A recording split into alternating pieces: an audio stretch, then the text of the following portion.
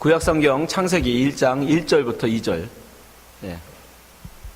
성경 제일 앞에 나와 있는 창세기 1장 1절 2절을 같이 찾으셔서 한 목소리로 함께 하나님의 말씀 읽도록 하겠습니다. 1절 2절입니다. 태초에 하나님이 천지를 창조하시니라. 땅이 혼돈하고 공허하며 흑암이 깊음 위에 있고 하나님의 신은 수면에 운행하시니라. 아멘. 여러분 성경 읽기 잘하고 계십니까? 우리 2014년에는 다른 어떤 것보다도 하나님 말씀, 성경을 열심히 읽자고 제가 여러분한테 말씀드렸는데, 예. 그동안 혹시 작심 3일로 끝나셨다면, 예. 다시 새해가 시작됐으니까 여러분 다시 마음을 가져보시고 성경 읽기에 열심히 내시기 바랍니다. 아멘. 네. 성경을 읽어야 우리가 하나님 말씀을 듣습니다. 하나님 말씀을 들어야 우리가 삽니다, 여러분. 네. 교회 나온다고 우리가 예배 드린다고 크리스찬이라는 이름을 가졌다고 구원을 얻는 게 아닙니다. 여러분 말씀을 읽고 하나님의 말씀을 들어야 그 말씀으로 우리는 사는 것이기에 여러분 성경 읽는 일에 정말 힘을 다하시기 바랍니다. 여러분 성경을 이제 읽으시는데 성경은 일맥상통이라는 말 아십니까? 일맥상통. 서로가 달라 보이지만 그러나 한 가지 뜻으로 한 가지 맥으로 서로가 통일된, 통한다 이런 뜻이죠. 성경도 마찬가지입니다, 여러분. 성경도 이게 굉장히 많은 분량이고 여러 이야기가 있는 것 같은데 잘 보면 한 가지 주제로 다 통합니다. 예. 그 맥은 뭐겠어요? 예수 그리스도의 복음이에요. 구약도 마찬가지고 신약도 마찬가지고 어디를 펴도 결국 예수 그리스도의 십자가의 복음이 다 나옵니다. 그것으로 다 뜻이 통해요. 예. 어떻게 그렇게 복음으로 다 성경이 하나로 통일되는지 뚫어지는지 제가 몇 주에 거쳐서 몇 가지만 여러분에게 말씀드리려고 합니다. 여러분 성경은 또 보기에는 66권의 책이 모여서 된 성경이죠. 구약이 39권, 신약이 27권. 예, 하나하나의 책들이에요. 책들. 그 책들을 모아서 성경으로 만들었습니다. 그렇기 때문에 66권이나 되는 많은 책을 40명 정도의 저자들이 썼어요. 40명. 그럼에도 불구하고 또 그 기간은 적어도 1400년 이상 기록을 했어요. 제일 먼저 쓰여진 성경부터 마지막에 쓰여진 성경까지 거의 한 1400년 정도. 그럼에도 불구하고 그 성경이 일맥상통한다는 겁니다. 놀랍게도. 오늘 여러분들이 그걸 목격하게 되시고 어떻게 성경이 일맥상통하는지. 자, 오늘 2절에 나와 있는 말씀 우리 함께 읽어보겠습니다. 2절 같이 읽습니다. 시작. 땅이 혼돈하고 공허하며 흑암이 깊음 위에 있고 하나님의 신은 수면에 운행하시니라. 오늘 이 하나님의 신은 수면에 운행하시니다라는 이 말, 우리 개역성경, 한글 개역성경에는 그저 하나님의 신, 이건 알겠죠? 하나님의 신은 성령, 예수님을 의미하는 거겠죠? 성령님께서 수면이 뭐예요? 물 위를 얘기하는 거예요. 물 위.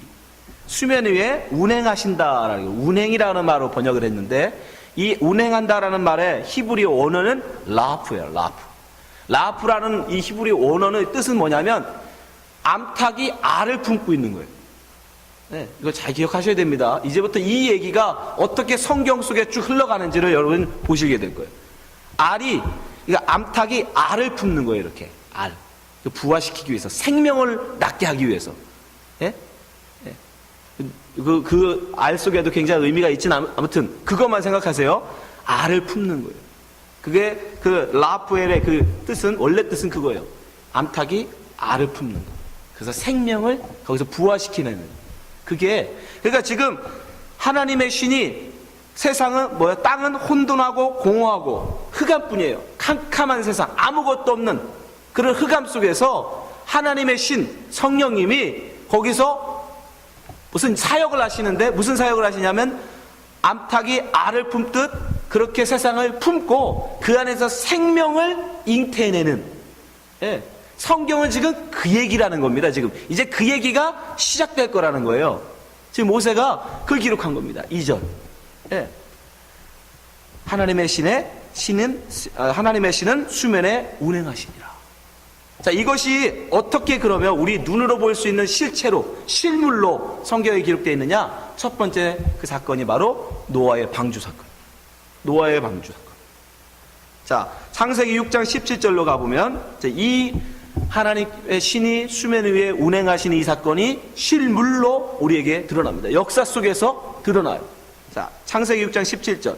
내가 홍수를 땅에 일으켜 무릇 생명의 기식 있는 육체를, 이 홍수가 뭐예요? 물이죠, 물. 네. 홍수가 물 아닙니까? 물. 물로 뭐 하신다는 거예요? 심판하시겠다는 거예요. 죽이겠다는 거예요. 물로. 육체를 천하에서 멸절하리니, 멸절, 다 죽이겠다는 거죠. 땅에 있는 자는 다 죽으리라. 그렇죠? 물로 하나님이 심판을 하시는 거예요. 그러니까 물에 잠기는 자는 뭐 하는 거예요? 죽는 거예요. 네. 18절. 그러나 너와는 내가 내 언약을 세우리니 너는 내 아들과 내 아내와 내 자부들과 함께 그 방주로 들어가고. 다 물에 빠져 하나님의 심판, 하나님의 저주를 말미암아 다 죽는데 그 중에 죽지 않는 자들이 있다는 거예요. 어디에? 방주 안에 들어가면.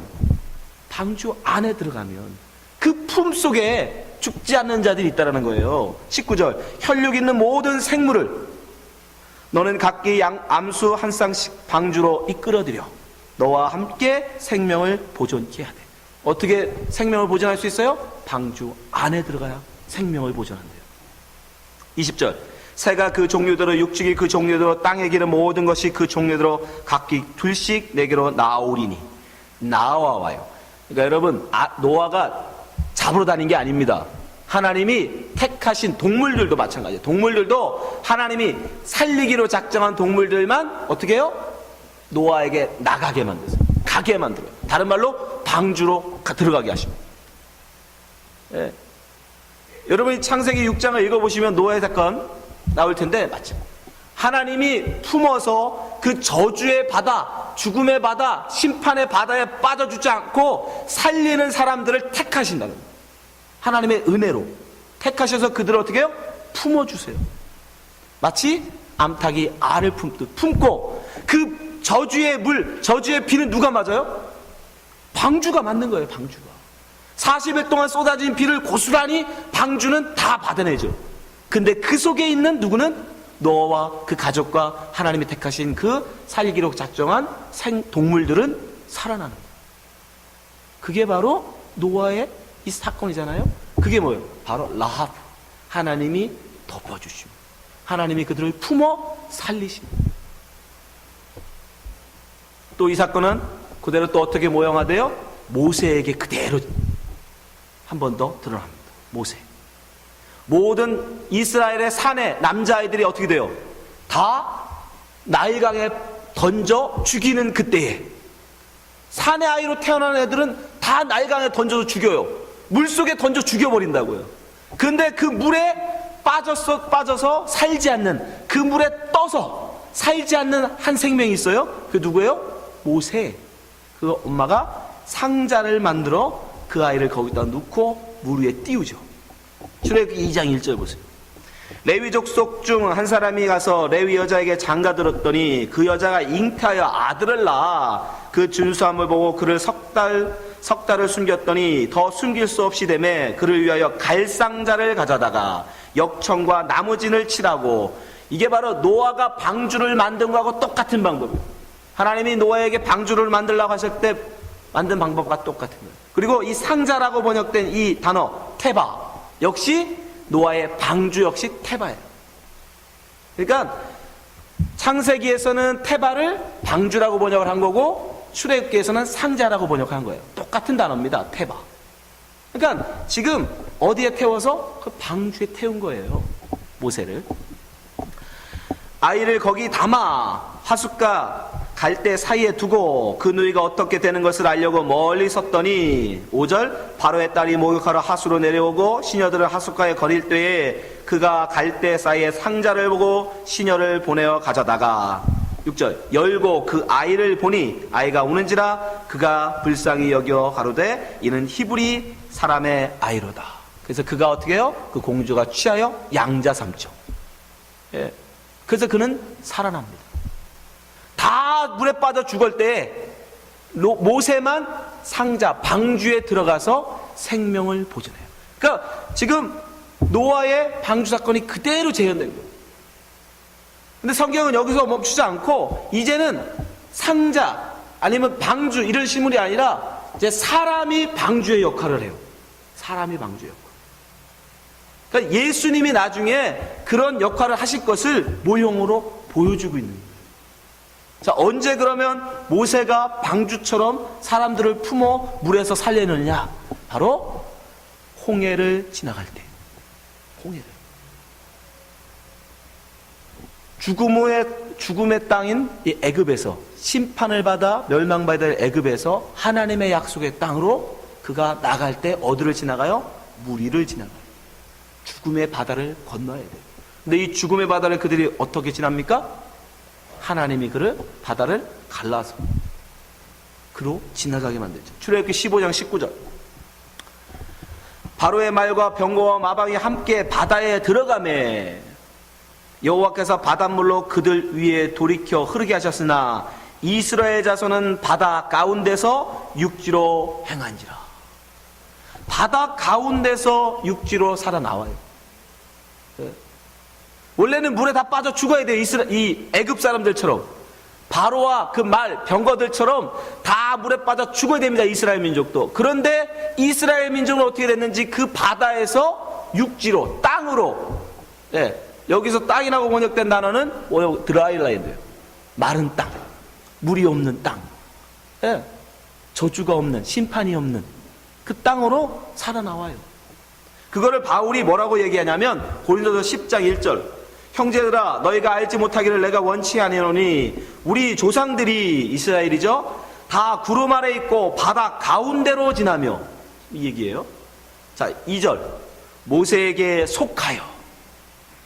근데 그들이 어떻게 바다 가운데서 땅으로 다시 살아나올 수 있었느냐? 모세에게 속하여 그 품에 안겨서, 마치 방주에 노아가 방주가 노아를 품어서 그 물에서 노아를 살려낸 것 같이 모세가 지금 이스라엘 민족을 품고 어떻게 그 바다에서 그들을 살려낸 거예요. 그걸 다른 말로 뭐라고 그래요? 자, 모세가 속하여 다 구름과 바다 사이에서 침례를 받고, 그건 다시 침례를 모형한다는 거예요. 침례. 그래서 여러분, 침례가 뭐예요? 침례가 받을 때 어떻게 해요? 물속에다, 세례는 아닙니다, 여러분. 침례를 말하는 거예요. 물속에다 완전히 집어 넣어버리죠. 그건 뭐예요? 죽음을 의미하는 거예요, 죽음. 물속은 죽음입니다. 심판이에요. 저주예요. 근데 어떻게 해요? 다시 살려내죠. 끌어내요. 그건 뭐예요? 예수와 함께 이제 내가 산다. 부활을 의미하잖아요. 지금 그것을 바로 모세가 홍해 사건을 통해서 이스라엘 민족과 모세를 통해서 하나님이 지금 우리에게 설명해 주시는 거예요. 그 모세의 역할을 누가 해요? 예수님이 당시에 택한 백성들을 그렇게 품어서 저주의 바다에 우리를 어떻게 해요? 그 저주의 바다에서 살려내신다는 거예요. 흑암과 어둠뿐인 그 물에서 하나님의 신이 라브, 그 품는 사랑으로, 그 은혜로 덮어서 그 생명을 살려낸다는 거예요. 그걸 지금 보여주고 계신 거예요. 로마서 6장 3절. 무릇 그리스도 예수와 함께 합하여 침례를 받은 우리는 합하여, 그 속에 우리가 들어가서 그의 죽으심과 합하여 침례받은 줄을 알지 못하느냐. 4절. 그러므로 우리가 그의 죽으심과 합하여 침례를 받음으로 그와 함께 장사되었나니 이는 아버지의 영광으로 말미암아 그리스도를 죽은 자 가운데 살리심과 같이 우리도 또한 새 생명 가운데서 행하게 하려 함이니라. 근데 여기서 제일 중요한 게 있어요. 그것을 그렇게 품은 사람은, 원래는 이스라엘 민족이 다 빠져 죽어야 되는데 이스라엘 민족을 모세가 품고 살려내잖아요. 그죠? 방주가 저주의 비를 다 받아, 방주가 다 물을 받은 것처럼 모세가 이스라엘 민족을 품어서 살려내놓고, 누구는? 모세는 광야에서 죽어요. 그죠? 그래서 모세는 가나안에 못 들어가요. 죽습니다. 왜요? 죽어야 그들을 살릴 수 있는, 생명을 주니까. 그래서 예수님이 십자가에 죽는 거예요. 죽어야 삽니다. 근데 그렇게 죽는 것이 곧 사는 것임을 또 우리에게 누굴 통해서? 요나 선지자를 통해서 보여주세요. 요나 선지자를 통해서. 보세요. 요나가 어떻게 합니까? 하나님의 말씀을 받았어요. 하나님의 사명을 받았어요. 너는 니느웨이는 그들이 생각하는 원수였어요. 원수.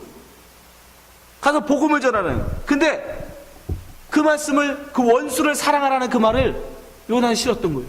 그래서 자기가 원하는 땅, 정반대 쪽, 니느웨이와 정반대가 다시스였어요. 지금의 스페인. 다시스로 도망갑니다.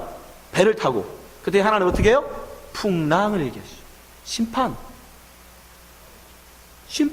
풍랑을 얘기했어요. 바다를. 자, 요나서 1장 3절. 그러나 요나가 여호와의 낯을 피하려고 일어나 다시스로 도망하려 하여 욥바로 내려갔더니 마침 다시스로 가는 배를 만난지라. 여호와의 낯을 피하여 함께 다시스로 가려고. 원래 하나님과 합하여 우리는 하나님 말씀을 쫓아 순종해야 되는데 지금 이는 어떻게 해요? 여호와의 낯을 피하여 도망가는 거예요. 그런 마음이 아마 뭐가 오겠어요? 당연히 심판이 오겠죠. 그렇죠? 다시스로 가려고 선가를 주고 배에 올랐더라. 4절. 여호와께서 대풍을 바다 위에, 대풍, 그것도 작은 바람도 아니고 큰 풍랑을 만나게 하셨습니다. 위에 내리게 하심에 바다 가운데서 폭풍이 대작하여 배가 거의 깨져지게 된지라. 깨어져요. 심판을 받습니다. 그래서 어떻게 합니까? 거기 있는 사람들이 이 일이 어떻게, 누구 때문인가 제비 뽑아요. 근데 누가 걸려요? 정확하게 요나가 뽑혀요. 그러니까 요나는 깨닫습니다. 내 죄 때문이구나. 내 죄 때문이구나. 그래서 그가 어떻게 합니까? 그가 자기 죄인 줄 알고 나를 바다에 던지라. 뭐라고 했죠? 심판, 죽음. 나를 죽이라는 거예요. 자, 요나서 1장 11절. 바다가 점점 흉흉한지라. 우리가 그에게 이르되 우리가 너를 어떻게 하여야 바다가 우리를 위하여 잔잔하겠느냐. 요 앞에 보면 자기 힘으로 마음껏 자기 뱃사공들이 자기의 있는 온 힘을 다해서 빠져나가 보려고 노력을 해요. 근데 결국 포기합니다. 못합니다. 그래서 그에게 물었던 거예요. 우리가 어떻게 하면 되냐. 12절. 그가 대답하되 나를 들어 바다에 던지라. 나를 죽여라. 그리하면 바다가 너희를 위하여 잔잔하리라. 너희가 이 큰 폭풍을 만난 것이 나의 연고인 줄 내가 아노라. 자기 죄를 안 거예요. 그래서 정말 그들이 어떻게 합니까? 바다에 던져버려요. 그럼 요나는 어떻게 돼요? 죽어야죠. 근데 어떻게 합니까? 하나님이 죽으려고 바다에 던져졌는데 큰 물고기를 준비해서 요나를 어떻게 해요? 먹어버려요. 뱃속에 넣어버려요. 다른 말로 품어버리죠. 자, 요나서 2장 10절. 그렇게 큰 물고기를 품어서 뱃속에서 며칠 동안? 3일 동안 있다가 그 물고기를 하나님의 명해서 육지에 토해내게 하신다. 그쵸? 네. 보세요. 요나서 2장 10절. 여호와께서 그 물고기에게 명하심에 요나를 육지에 토하니라. 여기서 육지도 아까 말씀드린 무슨 땅? 드라이랜드. 물이 없는 땅. 네. 정확하죠? 왜 3일 동안 그가 그 죽음, 물고기 뱃속에 있어요? 예수님이 3일 동안 무덤에 계시잖아요. 네. 그래서 예수님이 그렇게 말씀하시잖아요. 내가 너에게 보일 표는 요나의 표적밖에 없다. 그러니까 지금 요나가 예수님의 삶을 지금 살고 있는 거예요. 대신 살고 있는 거예요. 보여주고 있는 거예요. 우리 설명해 주고 있는 거예요. 우리는 죽음의 바다에 빠져 죽어야 되는데 하나님이 뭘 준비하세요? 큰 물고기를 만들어 그를 품으세요. 라브. 덮으세요. 그래서 죽지 않아요. 그리고 다시 토해내 살리십니다. 그 결국 이제 예수님 그 실체이신 라프, 이 라프의 은혜의 실체이신 예수가 이 땅에 오시죠. 그리고 똑같이 이 선지자의 계속 구약에서 말씀되었던 그 삶을 그대로 다 살아 보이십니다. 이스라엘 민족을 광야에서 만나를 먹이고 모세가 이끌어 가나안 땅으로 인도함 같이 하나님께서 예수님께서 제자들을 광야로 데리고 와서 뭘 먹이세요? 오병이어의 기적으로 만나를 상징하는 떡을 먹이시죠. 여러분, 이 예수님께서 물 위를 걸으시는 사건, 물 위를 걸으시는 사건, 이 사건은 복음서, 내 복음서에 다 나오는데 다 꼭 어디에 나오냐면 꼭 오병이어 사건 뒤에 나와요. 오병이어 사건 뒤에. 왜요? 광야에서 이스라엘 민족을 먹이신 모세처럼 하나님 예수님께서 지금 제자들을 먹이시는 거예요. 그리고 그들을 어디로? 하나님의 약속의 땅, 그것으로 데려가신다. 근데 어디를 지나야 돼요? 죽음의 바다. 그래서 지금 제자들을 그 바다로 보내시죠. 근데 어떻게 해요? 풍랑을 만나요. 풍랑. 큰 바람이 와서 풍랑을 만납니다. 그때 예수님이 어떻게 해요? 물 위를 걸어서 그들에게 가서 그들을 품어 어떻게 해요? 그들이 원하는 땅으로 가시죠. 네. 그게 바로 예수님이 물 위를 걸으신 사건은 바로 그걸 의미하고 있는 거예요. 하나님이 그 러브, 하나님의 신이 수면 위에 운행하신다라는 그 말씀이 그대로 예수님이 그것을 보여주십니다. 자, 요한복음 6장 16절. 자, 지금까지 들은 말씀을 들으시면서 이 기적, 예수님이 물 위를 걸으시는 기적이 어떤 건지를 보세요. 요한복음 6장 16절. 저물매 제자들이 바다에 내려가서 배를 타고 바다를 건너 가버나움으로 가는데 이미 어두웠고, 그러니까 흑암에서 하나님의 신이 운행하셨죠. 어두웠고 예수는 아직 저희에게 오시지 아니하셨더니 큰 바람이 불어 파도가 일어나더라. 요나가 만난 큰 바람이죠. 19절. 제자들이 노를 저어 10여리쯤 가다가 자기 힘으로 살아보려고, 나가보려고, 구원을 얻어보려고 노력을 합니다. 그런데 어떻게 해요? 못해요. 예수께서 바다 위를 걸어 배 가까이 오심을 보고, 바다 위를 걸어오세요. 수면 위를 운행하세요. 두려워하거나 20절. 가라사대 내니 두려워 말라. 에고 에이미. 하나님께서 모세에게 당신의 이름을 소개할 때 뭐라고 하셨어요? 에고 에이미. 나다. 내가 그다.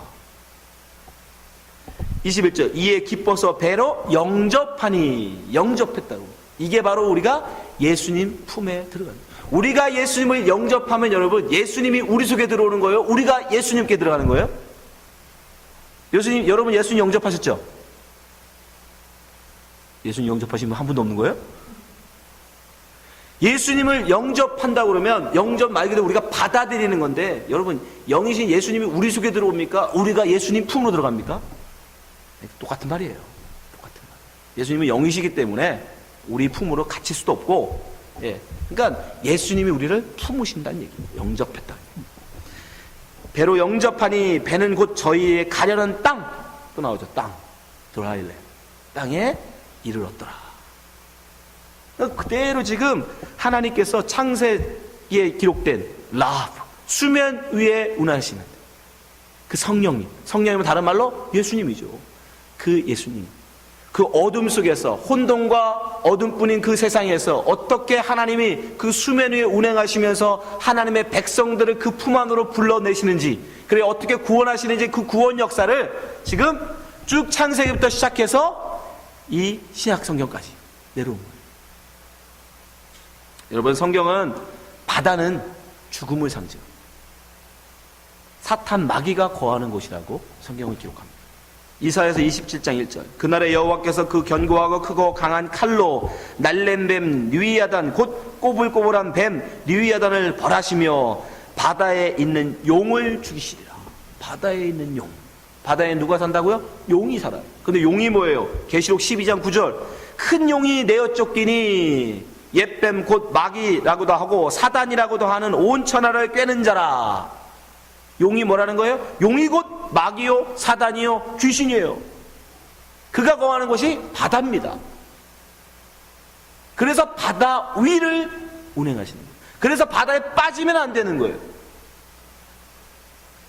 그렇게 하나님께서는 바다에 빠져 죽을 수밖에 없는 하나님의 백성들을 그 집어내셔서 그 하나님의 방주에 태우시고 예수의 품에 넣으세요. 그리고 어떻게 합니까? 그들을 마른 땅, 물이 없는 드라이랜드로 데려갔어요. 그러면 그 드라이랜드는 하나님의 새하늘과 새 땅에는, 천국에는 뭐가 없어야 돼요? 바다가 있으면 안 되죠. 그렇죠? 네, 그래서 없어져요. 요한계시록 21장 1절. 또 내가 새하늘과 새 땅을 보니, 이제 우리가 가야 될 천국입니다. 처음 하늘과 처음 땅이 없어졌고 바다도 다시 있지 않더라. 바다가 없어져. 왜요? 거기 바다에 빠져 죽을 자들은 다 빠져 죽었고, 이미 거기서 건질 자들은 이미 예수님이 그 품에 안고 땅으로 가셨으니까 바다는 필요 없는 거예요. 이제 거기는 어차피 다 하나님의 백성 아닌 자들만 있으니까 다 하나님의 심판받아 죽을 자들만 있으니까 마귀들과 함께 하나님은 다 제어해버리십니다. 이게 바로 하나님의 라브, 하나님께서 은혜로 그 백성들을 품어 살리시겠다는 그 은혜의 약속. 이 복음, 이 예수 그리스도의 복음이 창세기부터 계시록까지 쭉 하나의 주제로 일맥상통한, 그게 성경책입니다. 근데 놀라운 건 이 하나님의 놀라운 라프의 은혜가 어떻게 노아에게 적용됐어요? 왜 노아는 다른 모든 기식을 다 죽이는데 노아는 살리셨어요? 몰라요. 그냥 은혜예요. 보세요. 창세기 6장 5절. 여호와께서 사람의 죄악이 세상의 관영함과 그 마음의 생각의 모든 계획이 항상 악할 뿐임을 보시고 땅 위에 사람 지으셨음을 한탄하사 마음에 근심하시고 가서 나의 창조한 사람을 내가 지면에서 쓸어버리되 사람으로부터 육축과 기는 것과 공주의 색까지 그러하니니 이는 내가 그것을 지었음을 한탄함이니라 하시니라. 이 사람 중에 누구도 있어요? 노아도 들어가는 거예요. 노아의 부인도 들어가고 노아의 새 아들도 들어가고 노아의 새 며느리도 들어가는 거예요. 그들도 다 죽어야 돼요. 그런데 어떻게 해요? 8절 같이 있습니다. 시작. 그러나 노아는 여호와께 은혜를 입었더라.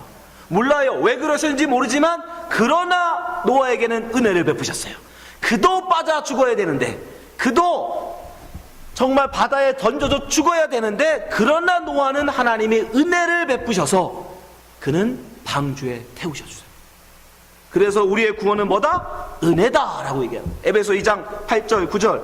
너희가 그 은혜를 인하여 믿음으로 말미암아 구원을 얻었나니 이것이 너희에게서 난 것이 아니요 하나님의 선물이라. 9절. 행위에서 난 것이 아니니. 여러분이 아무리 그 풍랑 속에서 노를 저어서 여러분 빠져나가려고 해도 못 빠져나갑니다. 마태복음에는 분명히 기록하고 있죠. 제자들이 열심히 노를 저어요. 그 광풍에서 어떻게 빠져나가 보려고 열심히 저어요. 근데 결국 포기합니다. 다 죽게 돼요. 예수가 오셔야, 예수가 건져주셔야 사는 거예요. 행위에서 난 것이 아니니 누구든지 자랑치 못하게 함이니라. 이게 복음이잖아요. 그래서 예수님이 이 땅에 오셔서 뭘 하러 이 땅에 오셨다고 얘기해요? 마태복음 23장 37절 보세요. 라프의 은혜가 여기 또 나옵니다. 마태복음 23장 30절. 예루살렘아 예루살렘아 선지자들을 죽이고 내게 파송된 자들을 돌로 치는 자여, 암탉이 그 새끼를 날개 아래 모음같이. 라프죠. 라프. 내가 네 자녀들을 모으려 한 일이 몇 번이냐. 그러나 너희가 원치 아니하였도다. 예수님이 이 땅에 오셔서 뭐 하셨다고요? 혼돈과 어둠뿐인 이 땅에 라프의 은혜, 암탉이 그 새끼를 날개 아래 모음같이 품으로 이 땅에 오셨다는 거예요. 그렇게 당신의 백성들을 모으셨다는 거예요. 근데 그 은혜를 이스라엘은 거부하죠. 아니요, 나는 건너갈 수 있어요.